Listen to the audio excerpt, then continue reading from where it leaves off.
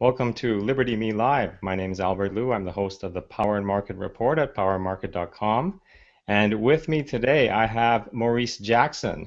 If the name sounds familiar, it may be because you recognize him from one of his many YouTube videos. He has a YouTube channel where he posts regularly and speaks about the economy, monetary theory, and constitutional issues. I'm very happy to have him with me. Maurice, how are you?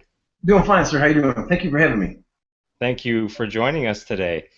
So it's interesting actually because we actually met for the first time in person a few months ago, and it made me think because at first when we met I didn't realize uh, who you were, and I'm all for the digital age and our lives online, but it seems like we all have two persons, two identities that we live under now. Right. And so I'd had a relationship with Sophie for some time through these broadcasts, the Q&As and whatnot. I didn't know that person was Maurice Jackson, the same person I met in Vancouver. So it's good to see you in person and great to meet you now online again. It's mutual. It is mutual. Let's start a little bit with just a short introduction about yourself. Why don't you tell the viewers a little bit about yourself and things that don't come out at first glance through the YouTube videos, just a little history. Sure. Hello, everyone. My name is Maurice Jackson. I'm originally from Germany. And if you hear the southern dialect, I'm from Bavaria, which is southern Germany. My mother was German, and my dad was in the Army, and he's black. So I'm biracial. Unfortunately, my father filed an absentee ballot. So I was born just with my mother, not my father, and therefore was born a German citizen. At the age of 6, my mother remarried my stepdad, or I'm sorry, married my stepdad, and we moved to Oklahoma, and I grew up in Oklahoma, and spent my entire teenage years there. And at the age of 17, I joined the United States Air Force, and I'm still currently serving. I've been in now 22 years, and that 20 of those years have been in the Air Force Reserve. And my investment background begins, I should say, back in 2000 when I began reading a book by Robert Kiyosaki entitled Rich Dad, Poor Dad, and I began my real estate investment career there, or then I should say, and then I progressed into bullion, and then from bullion into natural resource investing. And my passion is people, teaching, and investing. Very good, very good, and interesting. You mentioned Robert Kiyosaki. I just interviewed him today. Oh, wow. Fascinating story with him. So yeah, watch for that. Let's talk a little bit about your videos because that's you post on YouTube and on Liberty.me, and it's a unique take on something that many of us have seen before, and that is the theory of money, Yeah, fiat money versus hard money. You're a hard money advocate. You I know. talk a lot about gold, a lot about silver, um, but I was hoping that we could actually play one of these, um, but the technology is not allowing us to do so. But I encourage everyone to check out your YouTube channel. We're going to link to it. These are short, informative videos, but they're entertaining too. So why did you start doing this, and where did the ideas come from? Well, the idea stemmed from my passion about investing in Austrian economics. And I wanted to convey that message to a larger audience. And I figured the way to do it is to go through YouTube. And in doing so, I was able to convey my passion, at the same time add humor to it. And I realized that when you discuss economics or finance, it draws a lot of people off because it's a subject matter they're not used to, yet it affects everyone. And so I try to more or less in my videos deduce it to where I'm not wearing a suit and tie. I'm using common terms, but I'm providing you factual, unbiased information to allow you to make the decision on which way is best for you. And that's in essence where those videos came from. Yeah, no, they're very well produced, and you do a great job. They're entertaining. By the way, since you mentioned wearing a suit, let me compliment you. You're one of the few people I know under 50 who can rock a bow tie without looking ridiculous. Oh, thank you. Very good. Now, Well, as you mentioned that, I just turned 40 September 23rd, so thank you. Yeah. all right, all right. When we were setting up this interview, we were trying to come up with a quote maybe something about gold, and I was drawing a blank. I couldn't think of anything that would be suitable. But later I did think of a quote. It wasn't from an economist though. It was something from Malcolm X. I remember from reading his autobiography a long time ago, Hmm. and so I went back and I found it. Is toward the end of his life when he said, "I'm for truth, no matter who tells it. I'm for justice, no matter who it's for or against." And I think that's relevant because part of the value you bring is that you can reach a different audience, or you have been able to reach a different audience. And can you talk a little bit about who that audience is and why you felt that that was necessary and important? Sure. Although I'm biracial, I would identify myself more as being black or African American, however you may want to term that. And I notice in my community there's a challenge regarding resources. And so, in not in the public domain, but in small sectors, I'm always speaking and advocating and teaching. And I was trying to bridge that gap because there's a lot of ignorance and a lot of, I should say, um, animosity when you discuss that subject matter specifically in our communities. And so it's difficult for someone who's not of, I would say, if you don't have the skin color, you can't reach that audience because they feel that you can't identify with them. Whereas I've been able to convey my message there because I attend a black church. I grew up in a black neighborhood. I listen to black music. My best friends are black, so I'm able to get into that audience and able to reach them. But at the same token, I'm able to step out of that venue and be able to communicate my ideas effectively outside of our communities because one of the challenges we definitely have in our communities is being able to communicate effectively outside of our communities. So I'm more or less the go-between or the liaison, if I may. You're going to see my an example of my extraordinary interviewing skills here. Here I was thinking we were going to be talking about Germany the whole night, and I'm going to have to throw out my note. I'm just kidding. Um, Well, we can certainly discuss Germany because it deals with monetary history, and it's a good example of what may, if past as prologue, will occur here, which is oh, we have to good point. realize. Oh, wait. Well, Yeah, one of the good point. distinctions that I make, if you're not familiar with my work, is I make the distinction about the most misused term in the entire world, and that is the word money. We hear it used everywhere, but it is never used correctly. So whenever I hear someone use the word money, I interject and I share with them the following, because they look at a dollar bill, and I would challenge the statement of that being a dollar bill because there's actually a definition for a dollar, and that comes from the 1792 Coin Act. A dollar is 371.25 grains of silver. The second thing that we need to know about money is in Article 1, Section 10, is that money is physical gold, physical silver. That's why you have never seen the word money printed on a dollar bill. It would make it unconstitutional. Yet we use the terms as if they're synonyms. And I assure you, if you take an ounce of gold or an ounce of silver and drop it on a table, and you take a Federal Reserve note, you'll know which one's a solid investment. I assure you. Okay, now, so these are These just are just words, words, obviously, but obviously. what is the What is the content? content? Well, these are words, but then we go back to hearing the sophisms, because hence I call myself Sophie. So, if I may, a sophism is a lie that you've been told over and over again until you believe it's true.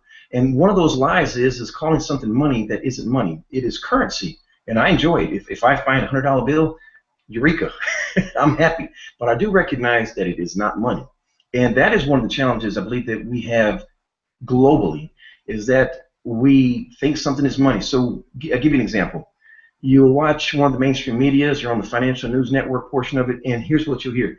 Well, Steve, where should I put my money today? Well, you should put it in this sector, this sector, this sector. But the reality is you didn't purchase any of those stocks with an ounce of gold, with an ounce of silver. You used currency. The same thing goes to your banks. A sophism again here is that banks have money. A bank has no gold, no silver. And these are things that we say all the time. The same with CDs, stocks, bonds.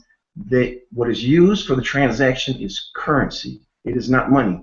And so some people say, well, that's a euphemism. No, it's a sophism because you're trying to say it's potato, potato, but the reality is the 1% that we, or I should say not we, but most people speak about the 99%, when they say the rich get richer and the poor get poorer, that 99%, they don't own and they can't make that distinction. They don't own the gold, they don't own the silver, they own none of it, but they do own a derivative of it, which is the currency.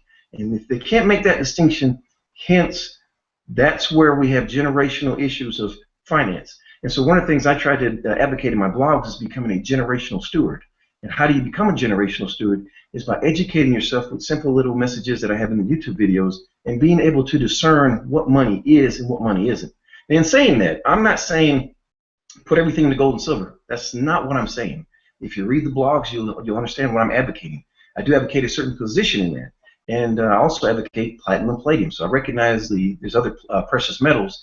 And actually of the four precious metals I just mentioned, gold, silver, platinum, palladium, I think it's in your best interest to get silver, platinum, palladium due to the value proposition that they offer right now, just due to historical ratios. But I do love gold, but right now I'm currently purchasing silver, platinum, palladium. Okay, now, so I guess the idea of money, the word money, it's been defined or extended to include fiat money. Even Mises talks about fiat money when he's talking about different types of money. So it's an accepted form, at least in the definition now. Do you think that I understand it's harmful to not understand the link to commodity money? Mm-hmm. Do you think that this is specifically a problem within minority communities? Because I think this ignorance seems to be equal opportunity. I don't see it being specifically a Hispanic issue, a black issue, or minority issue, or am I wrong? No, you're not wrong. It's not specific to a specific group, I would say. But historically, if you look at black communities, they're not affluent communities, and so for me, it's an education that I'm trying to provide to that community to share with them. Hey, let's understand what money is, and articulate it correctly, and then from there, you make the decision you think is best for you. But don't call something what it isn't. That's the main premise of what I'll try to get at. Right. I guess, one of the things I think that's great about, you said if you don't have the skin color, the message kind of is not persuasive. I think so many people, especially young people now, were brought into Austrian economics and that type of thinking through Ron Paul. And I think the world of Ron Paul. But one of the things that the media attacked him with was accusations of racism. And if that's all you've ever heard of the man, then you're probably not going to look to him for knowledge, are you? I would agree. The last election period, I was sharing my position with him. I was sharing that I was advocating that if I'm going to vote for someone, he would receive my vote. And a lot of people were looking at me, why? And then once I educated them, they were like, everything you said makes sense. But then the question was, well, why don't we hear that message? And I said, well, it depends on your source. What is your source, and do you accept what you're told, or do you investigate further? And what we tend to do, probably as a whole, but certainly in my community, whatever you hear first on the news, that's the fact. Anything thereafter, no, that's not the fact, and which is usually incorrect. What you first hear is to get you emotionally attached to the story, but it is not the actual factual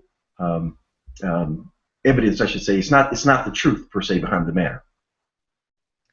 For the viewers, if you have a question you want to ask Maurice, you can go to the Liberty.me chat window and type in your question there. It'll pop up on my screen. I'll be able to relay that to Maurice. So I was kind of joking earlier when I said I thought we were going to talk about Germany. You and I had spoken before, and we thought, okay, there's a lot of issues here at home that we can certainly talk about. And I guess the fact that you're biracial kind of makes it easier to talk about those things. But I'm wondering, there's a lot of things that we could talk about, a lot of economic things. You obviously have a lot of interests.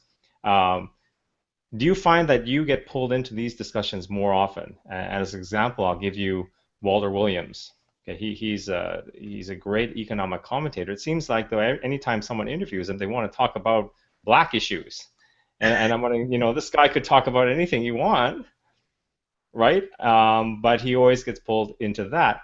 Do you mind that?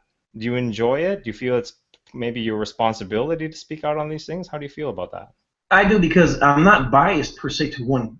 I actually just look at the facts and I present the facts. To give you an example, I have a blog entitled First African American on a U.S. Coin. That is a great blog, ladies and gentlemen. You need to read it. And I can tell you what the blog is about. I don't mind sharing it. The blog is, should President Obama be the first African American on a U.S. coin? And I usually ask the question in this manner, Albert. What I'll do is I'll have someone African American to my left, and I'll have a Caucasian to my right, and I'll pose the question. And 9 times out of 10, I can tell you the response I get. The response I get from the African American, yes, he should be the first African American on a U.S. coin. And I ask why, and the answer is race-based. I ask the Caucasian, the answer is usually no, and the answer is political based.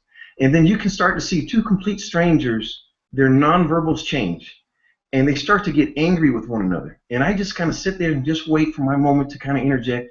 And in my pocket, I have a coin, and the coin is a Booker T. Washington 50-cent piece. It was made in 1946.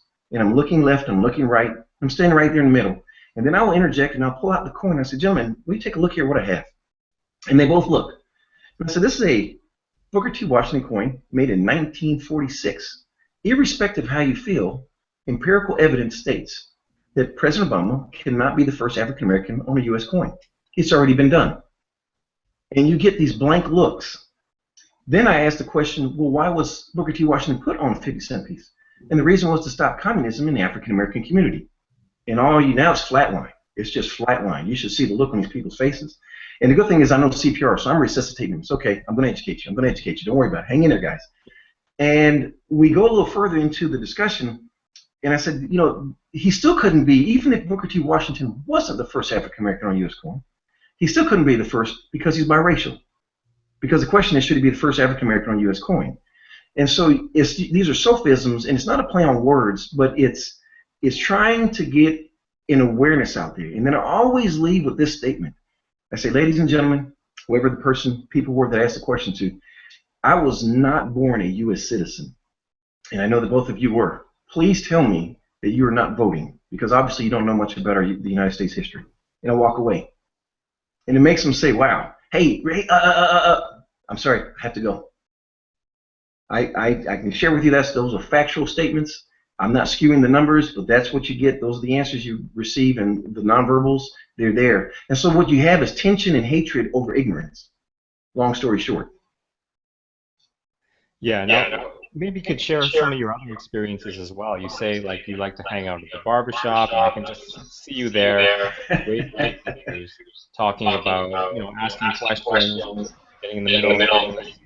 In general, when people are alerted to some of these truths, for instance, the paper money used to be redeemable, yes, or specie, things like that, what is the response? Well, the first thing is the Johnny Carson answer. I did not know that.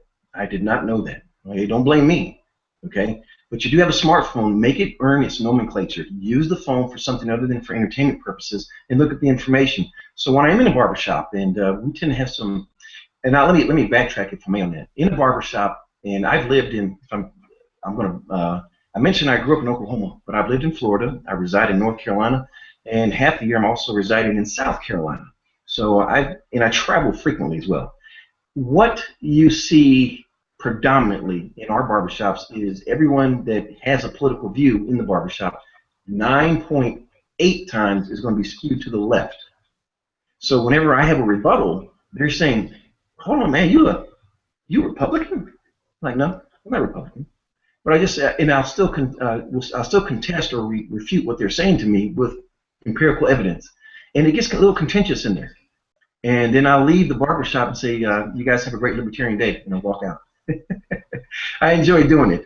But I never, in any of these little debates that I get into, have I ever had someone say to me, you're full of BS. They actually look at it and they say, I didn't know that. And most of what I teach them actually is African-American history within the barbershop as well. So we'll get into W.B. Du Bois, that he was the founder of the NAACP, but yes, were you aware he was a communist? Oh, I didn't know that. Okay, well, why is that important to know about communism? The theory of Darwinism. Remember, we as African Americans, we're spiritual people, so we believe in God either through Christianity or being a Muslim. So you have to understand the whole picture of that. and where it kind of leads you to if you're misinformed. And I don't have an issue, if I may add to it as well to this.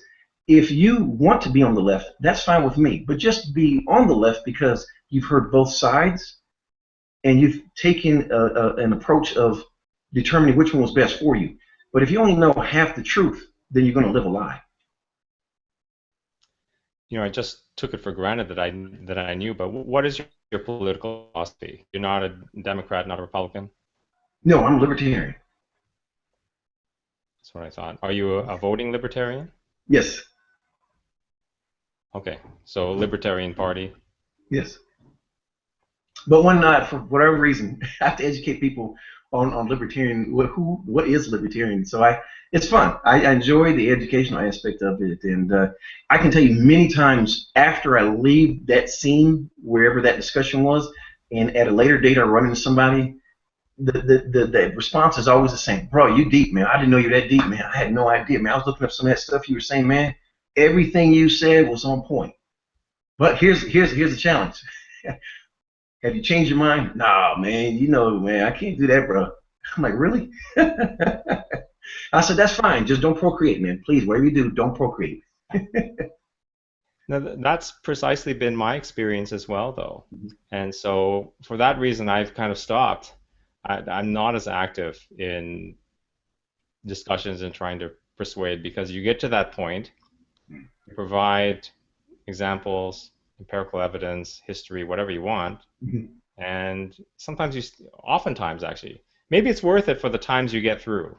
I mean, can you point to some times when you actually have made a difference and it's made it worthwhile? Oh, absolutely. I've many times. I have people that have changed their ideology towards political views, economic views.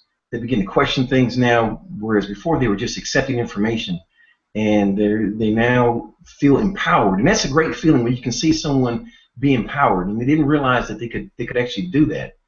And so I guess I've resonated with some people in that regard. Yes. If I didn't feel that it was worth my time, I certainly wouldn't endeavor it. One more reminder, if you have questions for Maurice, especially about economics or gold investing, he actually he does interviews with all kinds of mining executives as well. And really enjoyed your interview with Rick Rule at Freedom Fest, and you also had one with Axel Merck, a great guy, a very smart guy. But you also talked with a bunch of mining executives when you were in Vancouver, and those are up there as well. So I encourage anyone out there listening, if you have a question for Maurice about resource investing, put that in the window. And if nothing comes up, then we're just going to tear up the script and just start talking about all kinds of stuff. You, you mentioned just in passing the NAACP, and you also mentioned earlier that you're biracial and that you grew up black. And that's interesting because I want to ask you, did you have a choice? In Oklahoma, I would say, I don't know if it's because I'm in Oklahoma, maybe because of the time, this is the late 80s, early 90s, I would say no. It's probably more acceptable now, but if you're biracial, you're kind of viewed as black. But it's also interesting when you're biracial and you leave your community, your black community, and you go to a different black community, they're a little apprehensive. Like, well, what's this tall Mexican doing here? I'm like, bro, I'm not Mexican. I don't know any Spanish. But I've been called Paco, you name it. Just little names such as that, Julio, I'm like, okay, whatever, But but it just seemed natural to me. The genre of music I listen to is black. Church I attend is black. It was just natural, although my mom is German, and I guess she had affinity for black men because all my stepdads have been black. It just seemed natural. I can ask that. I'm curious to know what your opinion. This is old news, obviously, but the Rachel Dolezal controversy, that was, how long ago was that? That was a very long time ago. But what's your opinion on that in terms of her experience? And is that the one in Seattle that was with the NAACP and I think changed her Oh, right? yeah. So I she mean, that's identified as a black woman, mhm. even though genetically, I mean, she's Caucasian.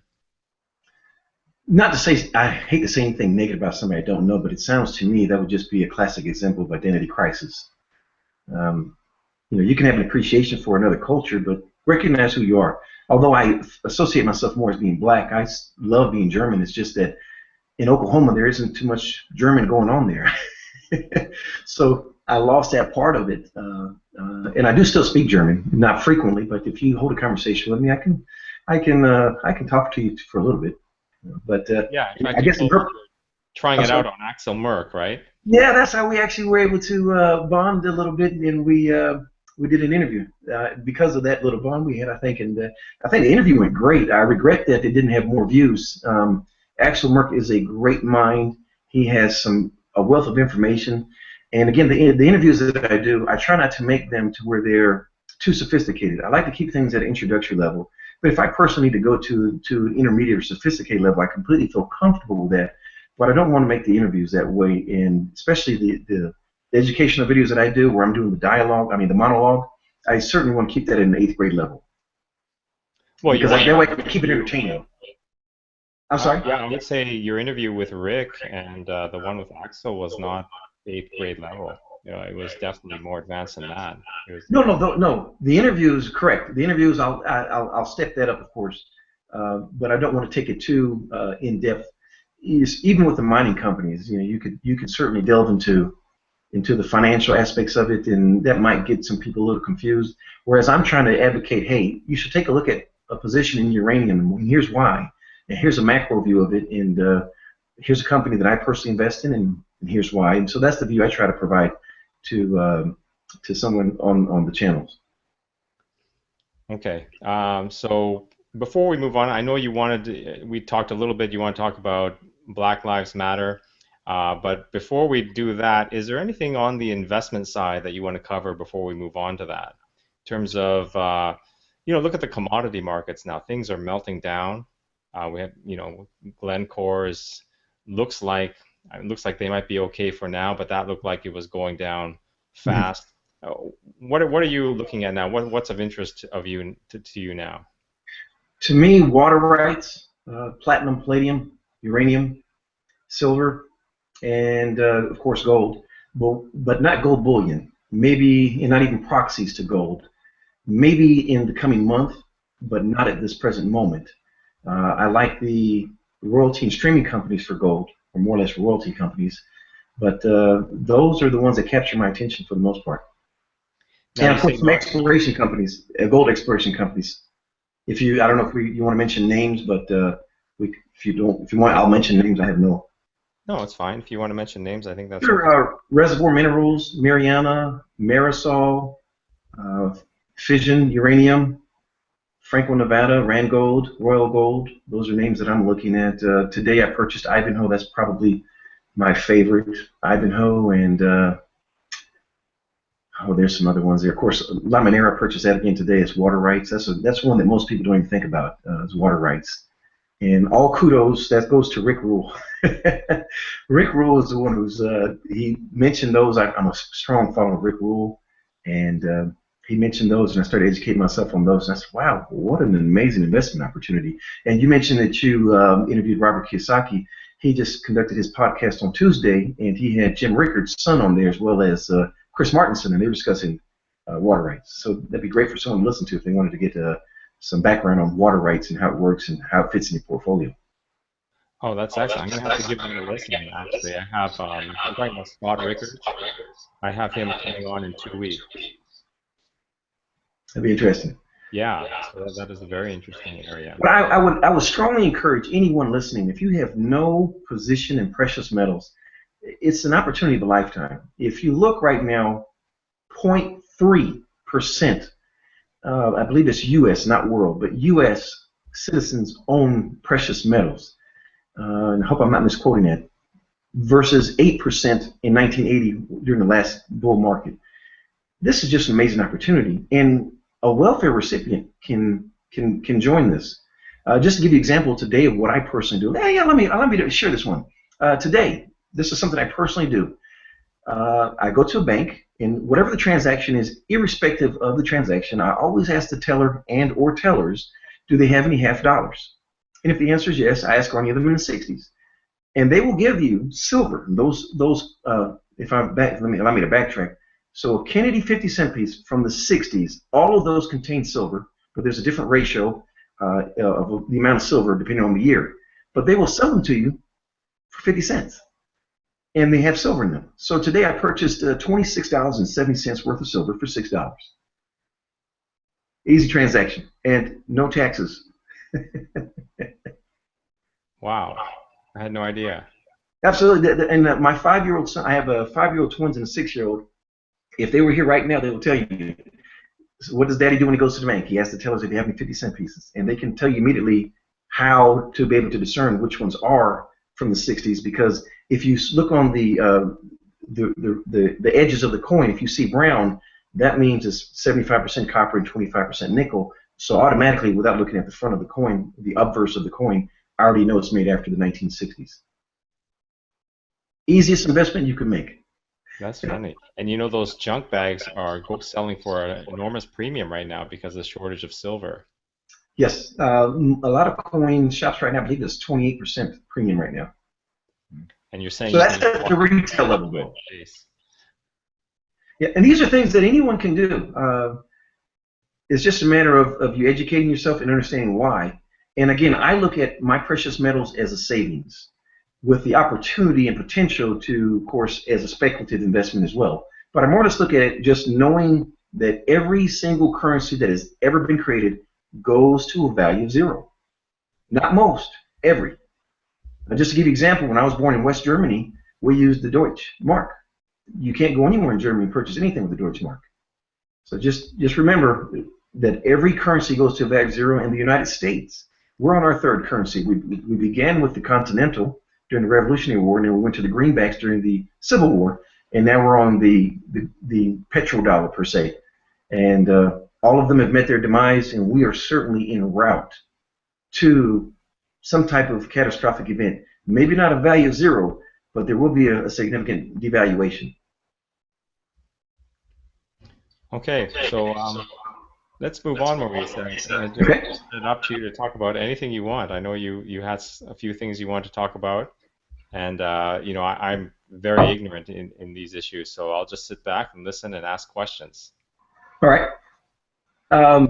Well, one that really resonates with me is the Black Lives Matter, because I like to talk about sophisms, and I address these in my barbershops, wherever I am in my communities, and it's frustrating. It's frustrating because I don't think you would disagree that Black Lives Matter. And Albert, although I don't know you personally, I know you're from Alberta, Canada, I would assume that you have some type of Asian descent. Am I correct in that assumption? That's pretty good, yeah. Okay, so and I would also say that Asian lives matter, and I would say that if somebody's Caucasian, that Caucasian lives matter. However, what the title should really be, Please Stop versus Black Lives Matter. And let me explain why. In our communities, and these may seem a little nuanced, but they're not, and I assure you they're not. If you were to put a camera on top of a telephone pole with audio in any black community, demographically, known as a black community, and I'm not saying that this goes to all black people. It does not. I'm referring to black communities, and so when you hear the advocates of Black Lives Matter, I never hear them mention the following. So let's begin. Number one, under the age of 40, I would say mainly, but I see it across the board. In our communities, when a person gets in the car, here's an action that you don't see. They don't do this. Click.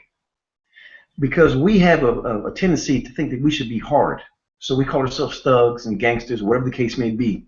And I'm not agreeing with those terms, but that's how we identify ourselves. So you can't be a thug and then think safety first. Now, it may seem nuanced, but think about it. If you're not wearing a seatbelt, you get in a car accident, you got a pretty good chance of doing some damage to yourself. In addition to doing that, if you're not aware, whenever in our communities, we tend to have bad credit. So we don't get first tier, second tier auto insurance. We get the lower tiered. Well, what you don't know is that if you're under the same insurance carrier as someone else that gets in an accident that doesn't wear a seatbelt, guess what happens to your premium? It goes up. So we kind of cannibalize ourselves in that regard. Now, this is where I kind of get into it. That same person, when they get in the car, they believe that the best way for you to enjoy, for them to enjoy the music is for you to hear it. And in our communities, we have children outside all the time. They're everywhere because we tend to procreate a lot. Now, so this person is playing rap music. And when he's playing the rap music, his situational awareness is void. He's playing profanity-laced music and could care less that there's children listening to it. And when you talk about Black Lives Matter, we're the advocates to say, please stop. In all these scenarios that I'm about to, or examples I'll give you, you could use please stop. All right, so now let's take a look at that same gentleman. Once he does play something outside of rap music, it'll be R&B music. What is a one word that we're missing now in R&B music? The word is love. So when he now looks at a woman, he does not look at her in the same regards as building a relationship and covenant. It is for a short-term relationship. If you look in our communities, what you'll tend to see is a mother, she'll have 4 kids. 2 kids are with the same dad. Child number 3 is with a different dad, and child number 4 is with a different dad. The male is void. We're also very spiritual people. That same male under the age of 40, he's not in church. After the age of 14, you don't see him in church anymore. You'll see him usually after the age of 40. Again, please stop. Come back. Same with if irrespective if you're a Muslim, there's a void there as well. The male is absent. The male also, we have a high unemployment rate in our communities. Well, let's take a look and see why. How about the tattoos that we have on ourselves? How about the way we wear our clothes? There was once a time when you have a sag and it'd be slightly below your belt line. Now we wear a sag where we're showing our entire glutes. And this is how we carry ourselves. And once we leave outside of our communities, people are afraid of us because of our nonverbals. We're blasting music. It's profanity laced. We don't know how to wear our clothes. We walk like we have wet diapers. It's embarrassing. And I try to bring it to people's attention that, in my community, and they just, they shrug it off. They laugh. They could care less. But I'm just saying, for those that are advocating that Black Lives Matter, before you remove the speck in that eye, look at the plank that's right there in front, that's in our eyes.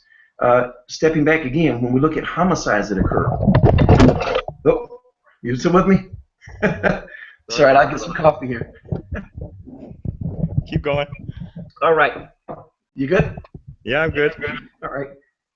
What also is discouraging to see, again, in our communities is we don't know how to effectively communicate, again, with people outside of our communities. And so there's a struggle of employment. And we don't ever think about being an entrepreneur. If we do, we tend to do it in illegal ways. And I'm just being honest. So anyone who, again, there's a camera rolling. Remember that we put a camera on top of the telephone pole, and there's audio. Any black community you put that in, I assure you, you will see exactly what I'm saying. Now, we have a high unemployment rate. We tend to be skewed to the left that the government should always do something for us.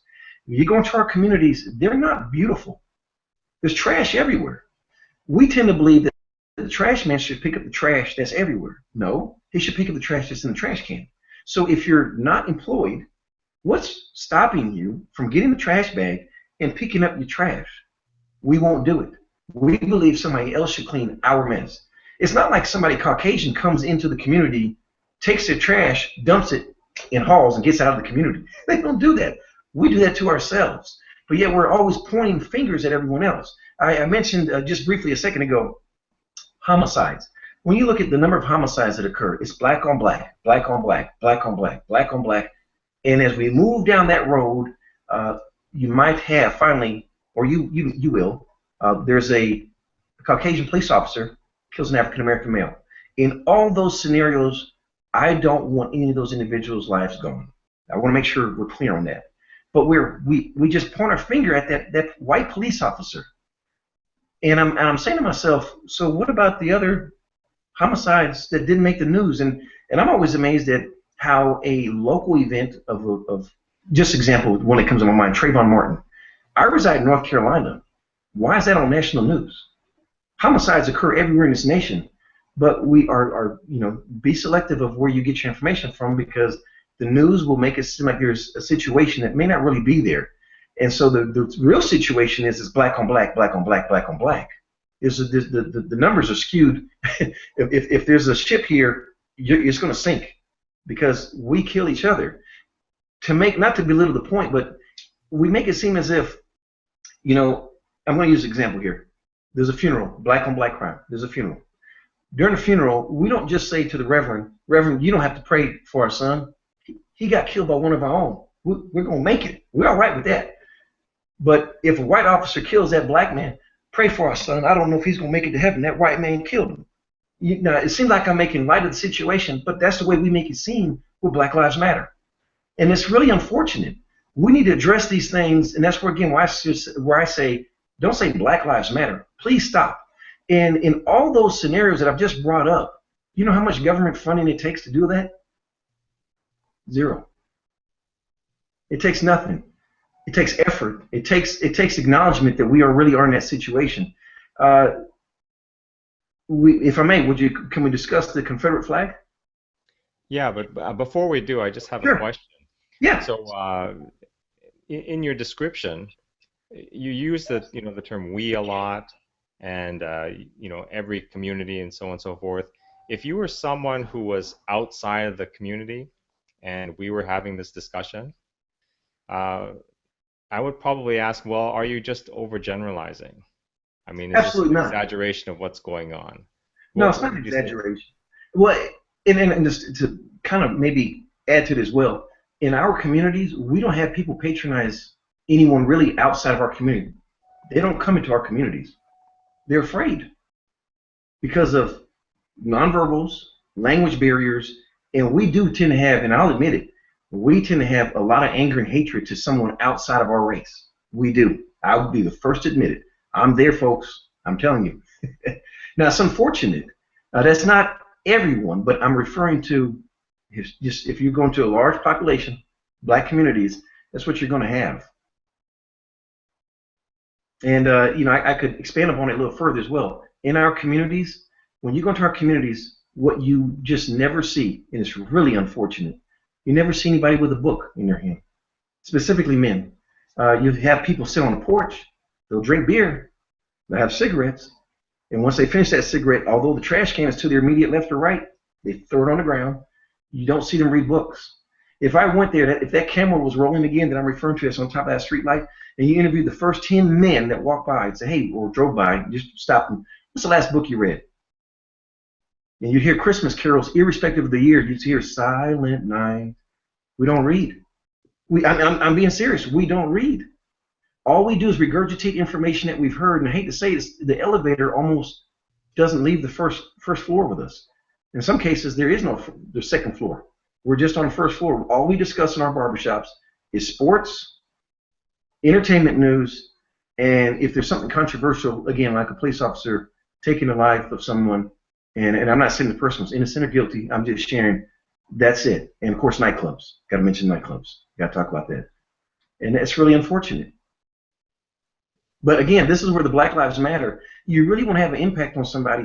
Let's look internally and then say, it's easier to change me than it is to change you. And for me to be able to change for me to change your perception of me is to how I conduct myself. And we have a terrible time of how we conduct ourselves once we leave our communities. Well, actually, even internally in our communities as well. Okay. So what about the Confederate flag? Oh, the Confederate flag. Now, again, controversial subject, and I know your view on it. Your view was, I think, you shared with me that a flag doesn't kill a person, and I agree with it as well. Am I paraphrasing what your view is on the flag? Yeah, pretty much. Yeah. Right. In reference to the Confederate flag, I don't agree that it should be there because the South tried to leave the United States. Okay. But and I do have friends that are Caucasian. They have Confederate flag, and none of them, of course, are racist. I mean, they're very warm, welcome people. So just to stop some of the just because somebody has a flag, don't think that they're a certain way. But I would recognize as well that the Civil War was not fought over race. Okay, it wasn't fought over that. So educate yourself first. Racism was involved, slavery was involved, yes. But before I say to Black Lives Matter, remove that Confederate flag, how about a moratorium on the N word for 24 seconds? Not 24 hours, we couldn't last that long. Just 24 seconds in every community if we didn't say the N word. It can't happen. The three terms that we use to identify ourselves in our community is the N word, MF, or B. So when you talk about removing the Confederate flag, think about, now I want you to pause for a second. Homicide, homicide, black on black, black on black, black on black. When those events happen, don't think that the killer shoots someone and says, take that, black man. No, he calls them the N-word, I assure you. He calls them a MF or calls them a B. Wasn't that the same thing to people that flag that you are so opposed to? What are you doing different than them? So I admit I'm sharing with you that I don't think that the flag should represent a state, but if an individual wishes to have it, by all means. But just know that it wasn't over slavery that we fought the Civil War. If that's the case, think about the Reformation period. You have skilled black labor. They go north, but once they get north, what happens? They don't have the capital to sustain themselves, and the Europeans there felt threatened, and what do? They formed unions to keep them from getting jobs. So it didn't get rosier because they went north. So just understand it wasn't fought for that. It was really fought for capitalism, but there were, of course, slavery was a part of it. I do acknowledge that by all means. Just to clarify, Maurice, did you say that you were not opposed to the flag for reasons of racism, but you had another reason why it shouldn't be flown? Well, no, I'm sorry if I misstated myself. Not because the war wasn't fought because of slavery. So I'm not saying remove it because of slavery. I'm saying because there was slavery involved, of course, and so because it is a certain offense to a certain race, irrespective if it's black, whatever the race may be. Name a flag, the same with the Nazi flag. You shouldn't fly it. And so I recognize that it would be offensive to certain people. So if a flag is offensive to a certain group of people, then I say you shouldn't fly it. If you ask me my opinion, instead of flying the Confederate flag, we're all American. Fly the American flag. So I'm just confused. Which side do you come down on then? Well, The flag should be forcibly removed or not? I think the flag should be removed. Yes. Oh, okay. Because right, I do think the flag should be removed, but it wasn't. But I recognize it wasn't because the war fought for slavery. I recognize my main contention was that the South tried to leave, and I'm not going to recognize them.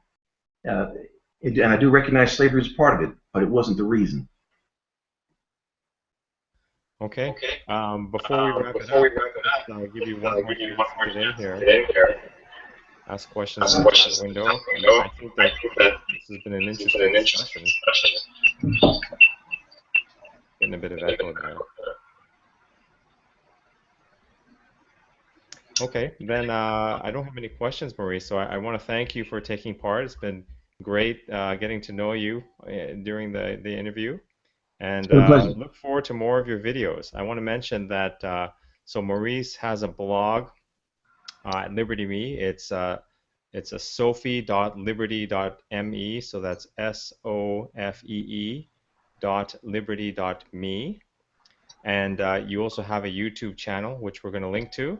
Thank you. Look forward to more of your videos, and I definitely encourage everyone to check it out. So yeah, and the e-links are in the description. So thanks again, and until next time, take care.